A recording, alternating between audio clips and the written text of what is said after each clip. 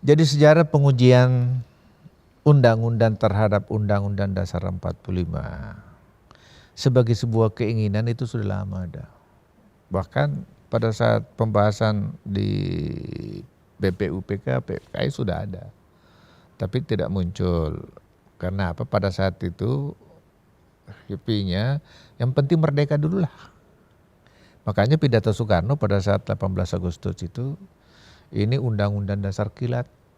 Nantilah kita rubah, kita sempurnakan pada saat kita sudah dalam kondisi yang siap untuk itu.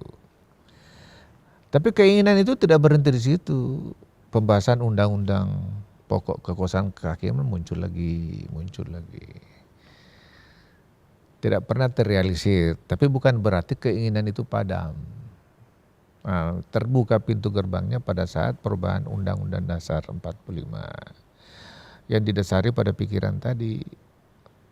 Ada migrasi dari supremasi institusi ke supremasi konstitusi, sehingga semua masuk di dalam konstitusi. Karena apa? Kita mau negeri ini tertib. Tertibnya bukan karena kekuasaan, tertibnya karena ada aturan. Ya. Dulu saat itu kebetulan di Belanda ada Beginselen van Behoorlijke Bestuur. Nggak tahu di sini pernah ada nggak? Asas-asas umum pemerintahan yang baik.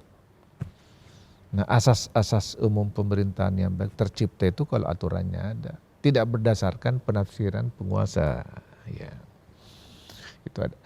Tapi bukan berarti selama ini tidak ada perubahan undang-undang. Yang dilakukan ada legislative review.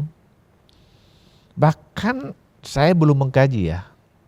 Ada juga beberapa yang dilakukan berdasarkan penafsiran.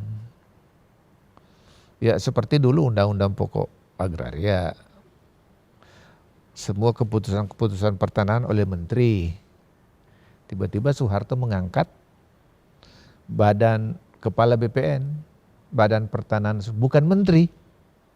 Orang bilang ini melanggar Undang-Undang Pokok Agraria karena menurut Undang-Undang Pokok Agraria harus menteri.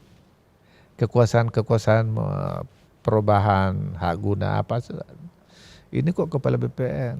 Sampai dulu kan ada beberapa putusan, saya sudah DPR waktu itu. Tapi tetap aja jalan. Ya. Nanti menemukan tempatnya pada saat perubahan Undang-Undang Dasar 45. Dibuat oleh MK. Nah, karena pada saat itu kita mau membangun supremasi konstitusi, dititipilah beberapa kewenangan-kewenangan yang berbau konstitusi di dalam MK. Bukan hanya menguji undang-undang terhadap undang-undang dasar, tapi juga sengketa kewenangan lembaga negara yang kewenangannya dari undang-undang dasar. Karena bisa saja ada lembaga negara kewenangannya dari undang-undang. Menurut penafsiran saya, yang menjadi kompetensi MK adalah kewenangan yang diperoleh dari undang-undang dasar. Pembubaran partai politik, karena partai politik itu adalah intinya demokrasi, intinya konstitusi.